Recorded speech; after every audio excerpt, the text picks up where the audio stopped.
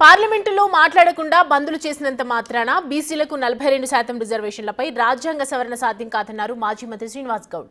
Congress party వాళ్లు పార్లమెంటులో కొట్లాడాలని BJP నేతలు కేంద్రంపై ఒత్తిడి చేయాలన్నారు. బీసీ బంద్లో భాగంగా ఆర్టీసీ క్రాస్ రోడ్లో నిరసన తెలిపారు బీఆర్ఎస్ నేతలు. గతంలో బీఆర్ఎస్ ప్రభుత్వం ఈ విషయంలో ఇచ్చిన జీవో చెల్లలేదని చెబుతున్న శ్రీనివాస్ గౌడ్తో మా ప్రతినిధి సాగర్ ఫేస్ టు ఫేస్.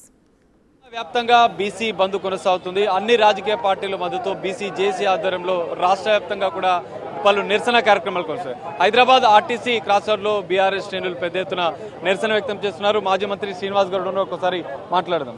చెప్పండి, ఎట్లా కొనసాగుతుంది బస్సు బీసీ రిజర్వేషన్ల విషయంలో ఎలా? ఇప్పుడు ఏంటంటే చేయాల్సిన వాళ్ళు కాంగ్రెస్, కొట్లాడాల్సిన వాళ్ళు పార్లమెంట్లో కాంగ్రెస్, ఇవ్వాల్సిన వాళ్ళు ప్రధానమంత్రి బీజేపీ పార్టీ. వాళ్ళ చేతిలో ఉంది ఇది.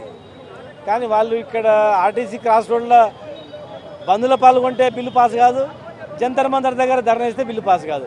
పార్లమెంట్లో రాహుల్ గాంధీ గారు ఉల్లి పెట్టాలి. అప్పుడే ఇతనా ఆజాదీ ఇతనా ఇస్తా అనేది వస్తుంది.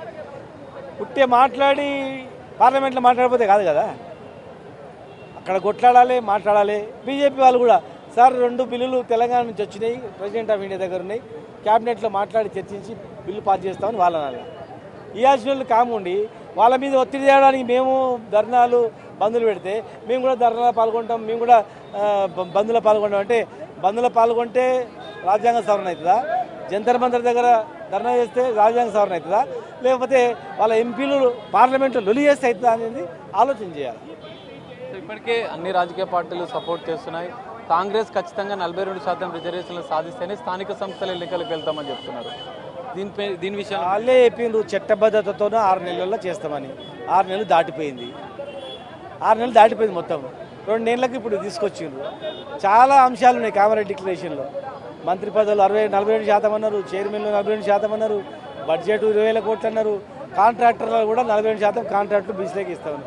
వాళ్ళ చేతిలోనే చేయకుండా ఇది పార్లమెంట్లో పెట్టేది గల్లీలో కొట్లాడితే అవుతుందా? ఢిల్లీలో అయ్యేది గల్లీలో కొట్లాడితే అవుతుందా చెప్పండి. బీఆర్ఎస్ మీద కూడా ఒక విమర్శ ఉంది. గత ప్రభుత్వంలో 50% వరకు కూడా క్యాప్స్ విధించి ఒక చట్టాన్ని తీసుకోవచ్చు, అది కూడా ఒక అడ్డంటిగా అని కొన్ని విమర్శలు. మేము ఇచ్చిన జీవో చెల్లలేదు, వీళ్ళే కోట్లేసి కొట్టేసి వీళ్ళు ఇప్పుడు ఏం చేసి అదే జీవో ఇచ్చారు, మళ్ళీ నెంబర్ మార్చి ఇచ్చారు.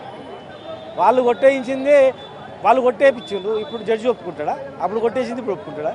చట్టం ఒకటే కదా, చట్టం మారలే కదా. ఇలా చట్టాన్ని మార్చమన్నది, రాజ్యాంగాన్ని సవరించాలన్నది ఇలా డిమాండ్. ఫైనల్గా కేంద్ర ప్రభుత్వానికి ఏం చెప్పబోతున్నారు? ఎందుకంటే రిజర్వేషన్ల అంశాన్ని ఇప్పటికే అఖిలపక్షం ద్వారా కేంద్రానికి తీసుకెళ్లాలని చెప్పి కూడా కొంతమంది నేతలు విజ్ఞప్తి చేస్తున్నారు. ఇమీడియట్గా ఢిల్లీలో మీ కార్యక్రమం చేయండి, ఢిల్లీలో మీ మకం మార్చండి, కేంద్రం మీద ఒత్తిడి చేయండి. అధికార పట్టిన వాళ్ళు ప్రధానమంత్రి పైన, ప్రతిపక్ష కాంగ్రెస్ వాళ్ళు రాహుల్ గాంధీ గారి మీద, మొత్తం 240 మంది ఎంపీలతో ధర్నా చేయించి గట్టిగా రొల్లు పెడితే అప్పుడు కదలిక రాదా చెప్పండి? అట్లా చేయండి, నిజంగా చిత్తశుద్ధితో చేయండి అంతే. టీఆర్ఎస్ కూడా ఒత్తిడి చేయబోతుందా మరి కేంద్రం పైన బీసీ రిజర్వేషన్ల? ఇక ఇదంతా ప్రజల నుంచి ఒత్తిడి తీసుకొస్తాం, వాళ్ళ గవర్నమెంట్ మీద వాళ్ళు ఒత్తిడి తీసుకురావాలి అట్లా.